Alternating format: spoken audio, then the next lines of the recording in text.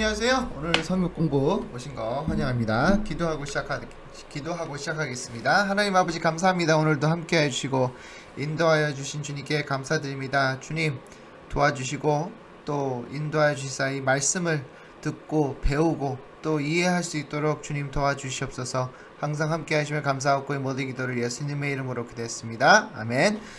네, 오늘은 시편 23편 가지고 성경 공부하도록 하겠습니다. 제가 읽겠습니다. 화면에 지금 나와 있을 거예요.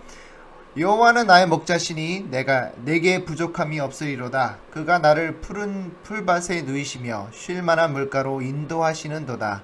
내 영혼을 소생시키시고 자기 이름을 위하여 의의 길로 인도하시는도다. 내가 사막의 음침한 골짜기를 다닐지라도 해를 두려워하지 않은 것은 주께서 나와 함께 하심이라. 주의 지팡이와 막대기가 나를 안위하시나이다.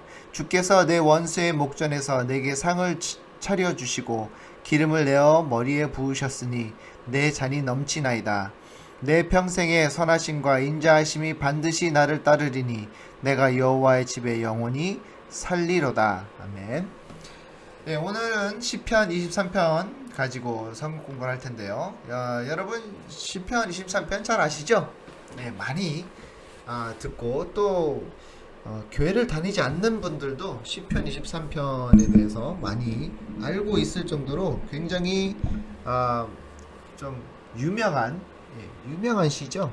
우리가 23편을 보면서 우리가 무엇을 배울 수 있는지 한번 보도록 하겠습니다. 그러니까 23편이 왜 그렇게 인기가 많은가?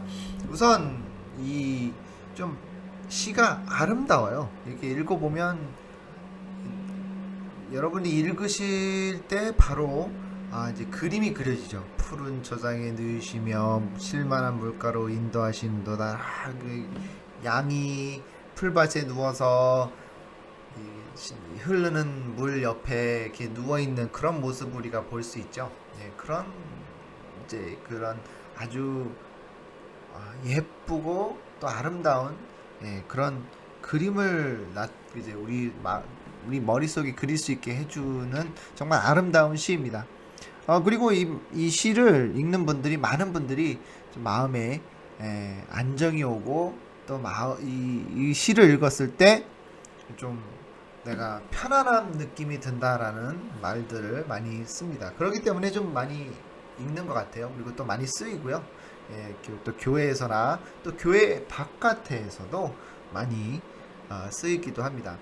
그러면 이 시는 누가 쓰고 이 배경이 어떤 배경에서 쓰여졌는지 한번 보도록 할게요. 이 시는요, 다윗이 쓴 시입니다. 다윗이 썼는데 언제 썼냐면 압살롬이 이제 아들이죠. 아들이 이제 반란을 일으켜서 아버지를 궁전에서 쫓아내고 아버지를 죽이려고 군대를 보냅니다. 그래서 이제 다윗이 도망치면서 쓴 시예요. 그러니까 이 시는 좀 슬플 때 쓴 시고요. 그리고 다윗이 아들에게 쫓기면서 얼마나 마음이 아팠겠어요. 그죠? 마음도 아프고 힘들고 지치고 이렇게 나이가 들어서 아들이 반란을 일으키면서 이렇게 자기를 죽이려고 하는, 그리고 이 왕궁을 자기 나라를 뺏으려고 하는 그 아들의 모습을 보면서 얼마나 마음이 아팠겠어요. 그죠? 그게 그 배경으로 쓴 시가 시편 23편입니다. 그런지 좀 생각하시면서 우리가 시편 23편을 좀 더 구체적으로 보도록 할게요. 1절에 보면 우리가 아까도 읽었지만 이 시편 23편 1절을 보시면 우선 아름다운 그 그림으로 시작되죠. 이렇게 여호와는 나의 목자시니 내게 부족함이 없으리로라 라고 시작을 합니다.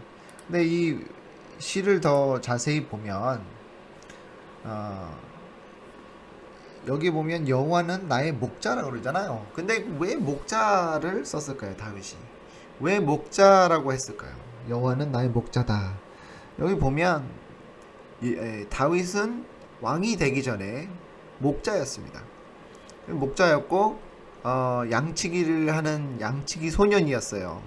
그렇기 때문에 목자라는 이 직업에 대해서, 또 목자가 해야 될 이 모든 일들에 대해서 다윗은 잘 알고 있기 때문에 하나님은 나의 목자다라고 표현을 쓴 것입니다.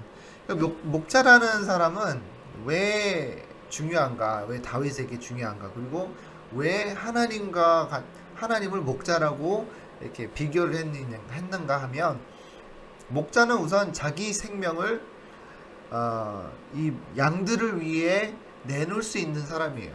그러니까 하나님도 우리를 위해 모든 것을 하실 수 있는 분이다. 그러니까 목숨까지도, 귀한 것도 다 내놓으실 수 있는 분, 그런 분이기 때문에 목자라고 했고요. 또 목자는요, 이 양들을 먹이를 위해 옮기고, 또 이제 물가나 이런 소중한 양들에게 필요한 것들을 인도하는 사람입니다. 그렇기 때문에 얼마나 중요하고, 또 이 목자가 얼마나 중요한 역할을 하고 있는지 알고 있죠. 그러니까 이 양들은 목자가 없으면 참으로 힘들어합니다. 그러니까 야생의 양들이 있다면 항상 리더가 있어요. 그 리더를 따라갑니다. 리더를 따라가는데, 이제 제가 비디오를 하나 본 게 있는데, 뭐냐면 이 양들이 쭈르륵 이게 있는데 한 100마리가 있었는데, 그 양 중에 이제 리더가 있었어요. 리더가 있는데, 이 양이 또 이제 그 특징이 뭐냐면 눈이 잘 안 보여요. 눈이 참 어둡습니다. 그래서 멀리 볼 수가 없어요. 근데 이제 리더 양이 이제 막 가다가 절벽에서 떨어진 거예요. 근데 이 나머지 양들이 리더를 따라간다고 절벽에서 다 떨어지는 거예요. 그 100마리 정도 되는 양들이 다 절벽에서 떨어졌어요. 그래서 대부분 다 죽었다는 그런 그 비디오를 봤는데, 양들은요 참 무식합니다. 그러니까 리더가 있으면 리더만 따라가요. 그러니까 내가 이거 절벽이다, 이거 가면 안 되지, 이게 아니라 그냥 리더가 떨어지면 자기도 떨어져요. 아무런 생각 없이 그냥 따라만 간다는 거예요. 그렇기 때문에 목자가 필요합니다. 목자가 필요하고, 이 양치기라는 이 직업이 양들에게는 없어서는 안 될 귀한 그리고 소중한 직업이기도 하죠. 그러니까 양들에게 리더예요. 양치기가 양의 리더인데, 그래서 성경에도 말씀을 하죠. 내 양들은 내 목소리를 안다라고 그러잖아요. 그것도 맞는 말입니다. 이건 양치기가 자기 양들을 부르면, 자기 양들은 이 목자의 목소리를 들고 뛰어온다고 합니다. 참 재미있죠. 그래서 다윗은 이 하나님은 나의 목자다라는 표현이 자기에게는 충분히 이해가 되고, 하나님이 어떤 분이라는 것을 충분히 설명이 된다라는 것입니다. 하나님은 나의 목자. 그렇기 때문에 하나님은 우리의 필요한 것을 다 아신다. 우리가 뭐가 필요한지, 언제 필요한지, 어디서 필요한지를 다 알고 계신다라는 뜻입니다. 마태복음 6장 32절에 보면 하나님이 우리의 필요한 것을 다 알고 계신다라고 표현을 하고 있습니다. 예수님께서 우리에게 말씀하신 거죠. 무엇을 입을까, 무엇을 먹을까, 무엇을 마실까 걱정하지 말라라는 그 말씀인데, 예수님이 그 말씀하신 것도 하나님이 우리를 너무나 잘 아시기 때문에 우리가 무엇이 필요한지를 다 안다라는 것을 좀 알려주시고 다시 표현을 해주신 것입니다. 2절과 3절에 보면 그가 나를 푸른 밭에 누이시며 쉴 만한 물가로 인도하시는도다. 내 영혼을 소생시키고 자기 이름을 위하여 의의 길로 인도하시는도다 라고 나와 있죠. 여기 보면 이 목자가 이 양들을 쉴 만한 곳으로 인도해요.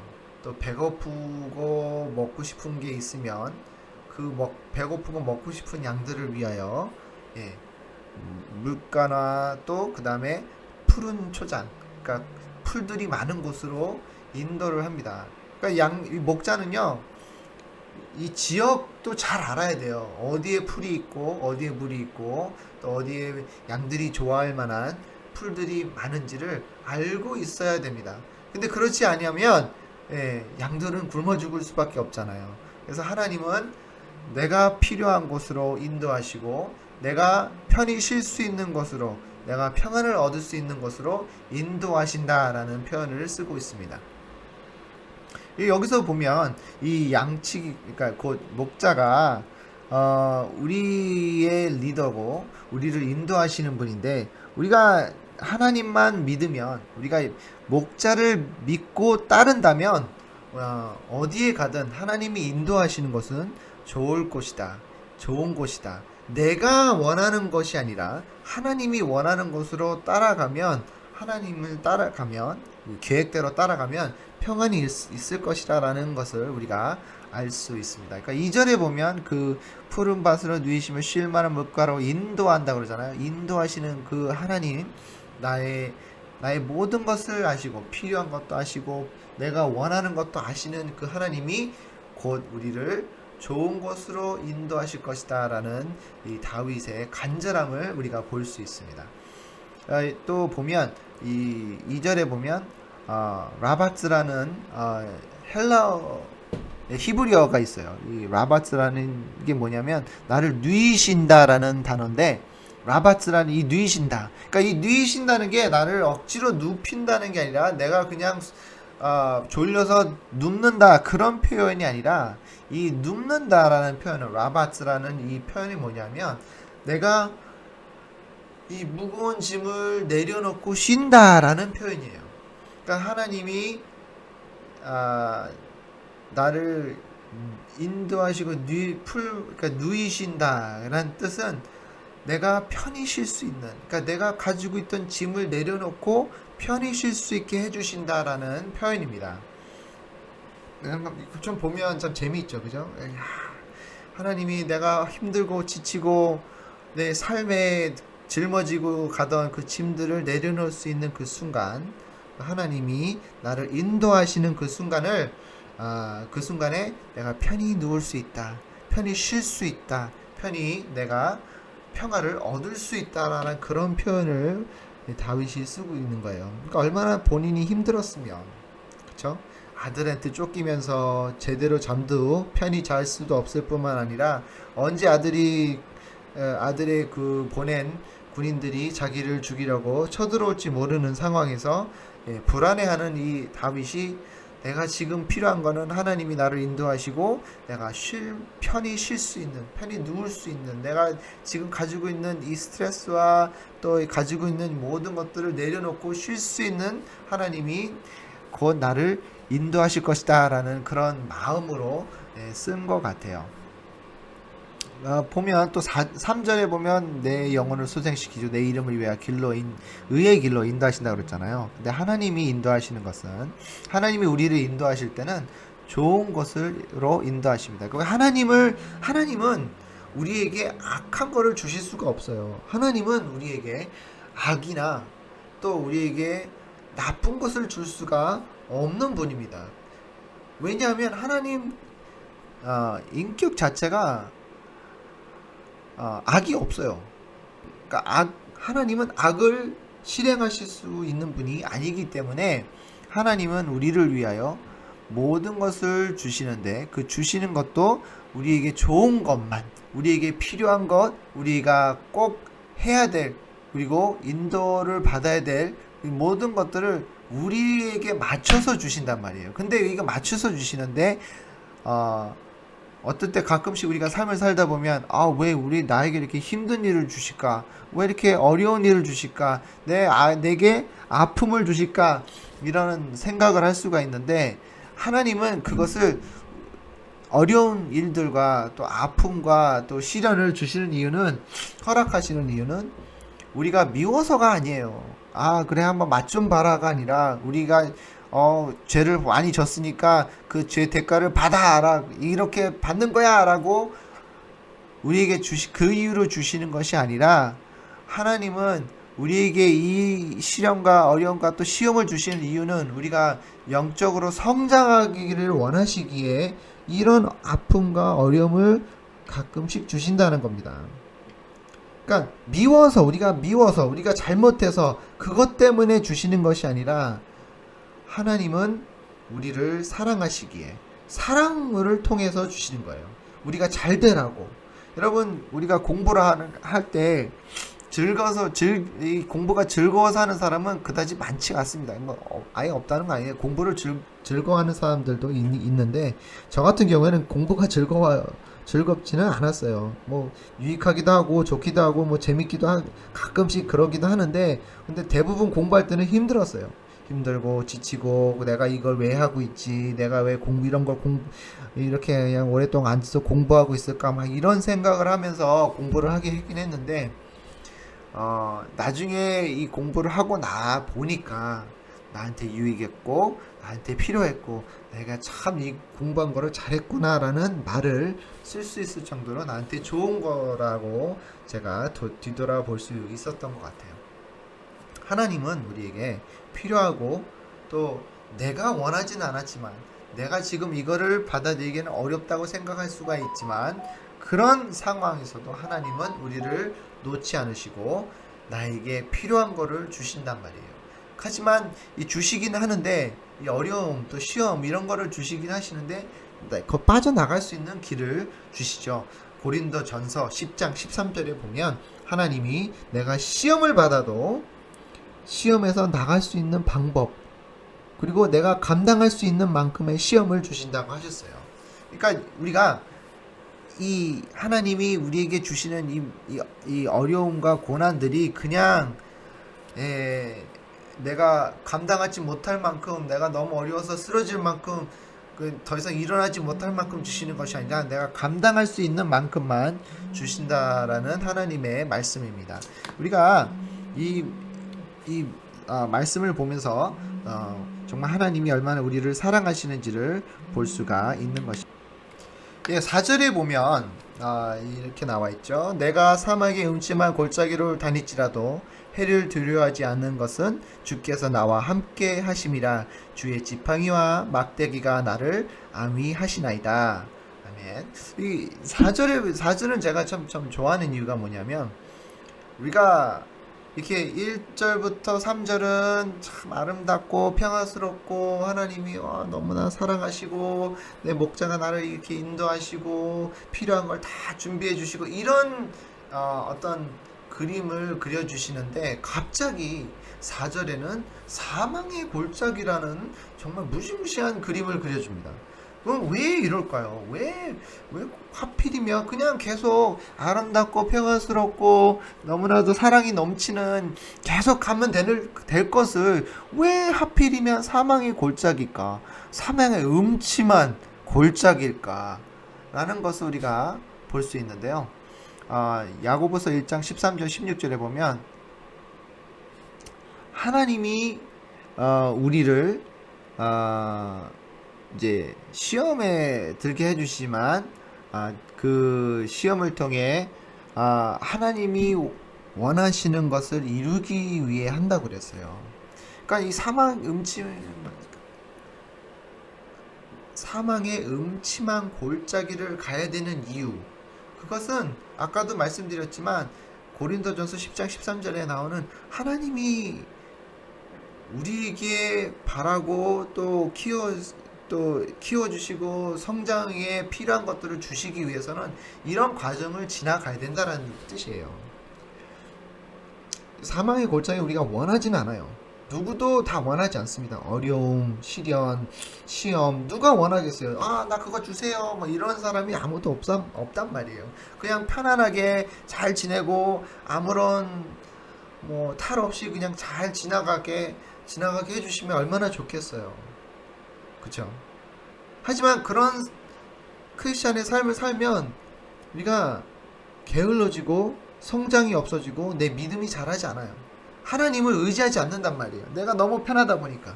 내가 다 원하는 거 다 있고 필요한 거를 다 하나님께서 줘버리시면 나는 더 이상 하나님을 바라볼 이유가 없는 거예요. 나는 편하니까. 그 인간의 모습이에요. 여러분들이 정말 이 세상의 모든 것을 다 가진 사람들 삶을 보면 제대로 삶을 살아가는 사람이 많이 없어요. 왜냐하면 내가 필요한 것 모든 것을 다 주고 받고 하는 사람들은요 제대로 성장을 못해요. 왜냐하면 내가 아무것도 안 해도 그냥 다 갖다 주고 내가 아무것도 안 해도 다 내 앞에 가져다 주는데 내가 뭐 특별히 나아가서 힘들게 뭐 이렇게 하고 이럴 필요가 없어진단 말이죠. 내가 내 자신을 좀 더 힘들게 훈련을 시키고 단련을 시키는 것이 아니라 모든 게 다 주어지면 내가 그럴 이유가 없는 거예요. 그러다 보면 내 삶은 성장이 없고 발전이 없게 되고 그 삶은 차차차차 뒤취해지고 더 안 좋은 곳으로 인도해 줄 수밖에 없다라는 것입니다. 이 말씀, 이 4절은요, 우리에게는 없어서는 안 되는 거예요. 내가 사망의 음침한 골짜기를 다녀야지만 된다는 거예요. 우리가 듣고 싶지 않은 구절이죠. 요것만 싹 빼면 딱 시편 23편은 완벽할 것 같지만 4절이 들어가야 내 삶이 완벽해질 수 있다라는 겁니다. 완벽해야 거는 하나님의 뜻을 완벽하게 이룰 수 있다라는 거죠. 내가 완벽해지는 게 아니라 하나님의 뜻이 완벽하게 이루어진다는 뜻입니다. 그러니까 4절을 꼭 해야 돼요. 4절을 꼭 해야 되고 내가 그 4절에 나온 것처럼 사망의 음침한 골짜기를 들어가야지만 그러니까 끌려 들어가는 것이 아니라 내가 내 발로 걸어 들어가야 된다는 뜻이에요. 그래야지만 하나님이 나를 통해 인도하시고 또 내가 필요한 거 모든 걸 주시고 또 내가 내 믿음 성장 그리고 내 삶에 내가 성장하는 모습으로 나타날 수 있다는 겁니다. 그리고 마지막에 4절 마지막에 후렴에 보면 지팡이와 막대기를 나를 안위하시나이다 라고 나와 있죠. 이 두 개가 있어요. 지팡이와 막대기인데 이 막대기는 우리가 흔히 보는 이제 우리 목장들이 쓰는 긴 막대기 있죠. 긴 막대기 이렇게 살짝 구부러진 그 지팡이고요. 이게 막대기고요. 거꾸로 했나요? 지팡이가 이제 이렇게 이렇게 끝에 구부러진 거고 막대기는 내가 차고 다니는 거예요. 목자들이 차고 다니는 건데 이 경찰들이 그 막대기 갖고 다니잖아요. 그런 겁니다. 바탄이라고 그러죠. 그거를 이제 언제 쓰냐면 이제 양들이나 목자를 공격하는 그런 야생 또 무서운 동물들을 싸우기 위해 쓰는 게 막대기고요. 지팡이는 뭘로 쓰냐면 양들이 가다가 가끔씩 양들이 이렇게 엉뚱한 길로 빠지려고 하는 양들이 있어요. 그러면 그런 양들을 위해 이렇게 툭툭툭 야 그쪽으로 가면 안 돼 이렇게 툭툭 치던가 아니면 그 구부러진 부분을 목을 탁 걸어가지고 이쪽으로 와 이렇게 끌고 오는 역할을 한다고 합니다. 하나님이 우리가 사망의 음침한 골짜기를 갈 때에도 내가 하나님이 계획해 두신 길로 갈 수 있는 것은 막대기와 지팡이가 나를 보호해주고 있기 때문에 그렇기 때문에 내가 엉뚱한 길로 빠지지 않게끔 하나님이 인도해 주신다라는 거죠. 그래서 이 고린도전서 10장 13절이랑 이 시편 23편이 좀 어떻게 보면 좀 일치하는 부분이 좀 많아요. 그러니까 예를 들어서 시편 23편에는 사망의 음침한 골짜기가 있다면 고린도전서 10장 13절에는 하나님이 우리를 시험하신다. 그 다음에 23편은 하나님이 나와 함께 하신다. 그러면은 고린도전서는 하나님은 미쁘시고 우리를 시험에서 더 이상 내가 감당하지 못할 만큼까지는 주지 않으신다라는 그게 나오죠. 그러니까 우리와 함께 해주신다는 뜻이에요.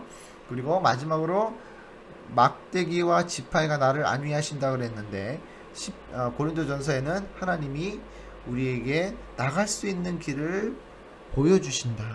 그러니까 좀 흡사하는 부분이 좀 늘 있어요. 하나님이 함께 해주시고 인도해 주시고 우리와 함께 해주시고 우리를 보호해 주시는 그 모습 이 4장에 나와 있죠. 그러니까 어려움을 그리고 시험을 우리가 당할 때 들어가는 그 길을 하나님이 허용하시지만 그 길을 인도해 주시고 보호해 주시는 분은 하나님이시다 라는 것을 우리가 알 수 있습니다. 그러니까 우리가 필요한 것을 주시는데 그래도 우리가 너무 힘들지 않게 그거를 잘 감당할 수 있게 해주시는 분이 하나님이라는 뜻입니다. 그래서 마지막으로 5절 6절에 보면요, 주께서 내 원수의 목전에 내게 상을 차려 주시고 기름을 내 머리에 부으셨으니 내 잔이 넘치나이다. 내 평생의 선하심과 인자하심이 반드시 나를 따르리니 내가 여호와의 집에 영원히 살리로다. 여기 보면 우리가 이제 사망의 음침한 골짜기를 들어가요. 하지만 거기에서 머무는 곳이 아니라 나옵니다. 나오는데 나오면서 하나님이 바로 우리가 보는 것은 뭐냐면 하나님이 원수의 목전에서 뭐를 해주신다? 상을 차려주신다. 그 상에 뭐가 있을까요? 우리가 먹을 것, 우리가 필요한 것, 모든 것들이 그 상에 있습니다. 그러니까 이 사망의 골짜기, 꼭 사망의 음침한 골짜기를 지나가야지만 우리가 받을 수 있는 이 상에 차려진 모든 것을 우리가 볼 수 있는 것은 사망의 음침한 골짜기를 지나가야지만 볼 수 있는 거예요. 그래서 이 하나님이 준비해 두신 이 모든 것들은 우리가 이 어려운 과정을 잘 통과하면 우리에게 주실 것이다 라는 것을 우리가 볼 수 있고요. 또 그뿐만 아니라 기름을 내 머리에 부으신다고 하셨어요. 그러니까 기름 부으심은 무슨 뜻이냐면 우리를 선택해 주셨다는 뜻이에요. 선택해. 우리는 뭐예요? 대제사장이요. 그렇죠? 우리를 대제사장으로 불러 주셨는데 이 다윗이 왜 이 표현을 썼냐면 자기가 왕이 될 때 사무엘이 자기 머리에 무엇을 부었어요? 기름을 부었습니다. 기름을 머리 위에 부어준다. 그러니까 이 표현이 뭐냐면 하나님이 나를 선택했다. 기름 부음 받았다는 것은 정말 하나님이 특별히 선택해 주신 분들이 받을 수 있는 영광이에요. 그러니까 기름 부으신다는 것은 하나님이 우리를 인정해 주시고 선택해 주시고 사랑해 주신다는 하나님의 표현이라고 볼 수 있겠습니다. 그래서 기름 부음다 그리고 상을 차려 주신다라는 것은 정말로 큰 영광입니다. 영광. 하나님이 우리를 그만큼 사랑해 주신다는 거예요. 그만큼 우리를 인정해 주신다는 것이고 하나님이 우리를 위해 모든 것을 준비해 두셨다는 것을 알 수 있게끔 해 주시는 것입니다. 시편 23편을 우리가 보면 마지막에 내가 선하심과 인자하심을 반드시 나를 따르리니 내가 여호와의 집에 영원히 살리로다 라고 나와 있죠. 이 모든 것을 내 삶을 뒤돌아보고 또 다시 한번 봤을 때 내가 하나님 안에 있으면 하나님이 안에 있다라는 게 하나님을 내가 섬기고 또 믿고 따르는 내 자신이 하나님과 함께 있으면 내 하나님의 집에 있는 것처럼 영원히 평화와 또 하나님이 주시는 기쁨을 누릴 수 있다라는 그런 뜻일 것 같아요. 그런 뜻인 것 같기도 하고요. 그리고 또 하나님이 우리와 함께 해주실 때 내가 찾을 수 있는 평화. 여러분, 이 세상이 아무리 좋다고 하고 이 세상이 아무리 좋은 것이라고 우리에게 권해줘도 하나님이 주시는 만큼 좋은 게 없다라는 겁니다. 진정한 평화는요 하나님밖에 주실 수가 없어요. 왜냐하면 하나님이 누구시라고요? 하나님은 평화시기 때문에 평화를 아시고 만드신 분이 하나님인데 그거를 주시는 분이야만이 진정한 거를 알 수 있잖아요. 그렇죠? 우리가 아무리 비슷한 거를 우리가 얻는다 해도 진짜와는 틀려요. 그렇죠? 우리가 명품을 원하는 것도 짝퉁을 원하지 않고 명품을 원하는 것은 명품이 그만큼 가치가 있고 좋기 때문에 명품을 찾잖아요. 우리가 짝퉁, 가짜를 원하지 않는 것은 그만큼 가치가 없고 그리고 진짜와 비교해 봤을 때 너무나 형편이 없기 때문에 그래요. 하나님이 주시는 것은 그 이 세상이 아무리 좋다고 하고 하나님보다 더 낫다고 소리를 쳐도 하나님 주신 만큼 줄 수가 없다라는 겁니다. 하나님이 우리와 함께 해주실 때 주시는 평화 또 기쁨은 그 무엇도 이 세상에 있는 것이 비교가 안 될 그런 것들이에요. 오늘 이 시편 23편 여러분들 보시면서 또 읽어보시면서 정말 많은 것을 느꼈으면 합니다. 저는 이 시편 23편을 참 좋아하는데 설교도 많이 했고요. 이 시편 23편을 보면서 정말 하나님이 우리를 얼마나 사랑하시는지 그리고 또 다윗이 얼마나 갈급했으면 또 얼마나 힘들었으면 이 시를 썼는지를 좀 볼 수가 있는 것 같습니다. 여러분 힘들어하시는 분들이 만약에 이 성경 공부를 들으면서 있으시다면 한번 이 시편 23편 한번 읽어보세요. 그리고 그 깊은 뜻을 하나님과 함께 나누어 보시기를 예수님으로 축원합니다. 기도하겠습니다. 하나님 아버지 감사합니다. 오늘도 또 우리와 함께 해주심을 주님 감사합니다. 주님 지금 이 시간 주님과 함께 하기를 원합니다. 시편 23편 주신 것 감사합니다. 주님 시편 23편을 통해 주님을 더 알 수 있게 도와주시고 주님의 기쁜 뜻을 알 수 있도록 주님 도와주시옵소서. 우리 말씀 주신 것 감사하고 이 모든 것을 예수님의 이름으로 기도했습니다. 아멘. 다음 주에도 뵐게요.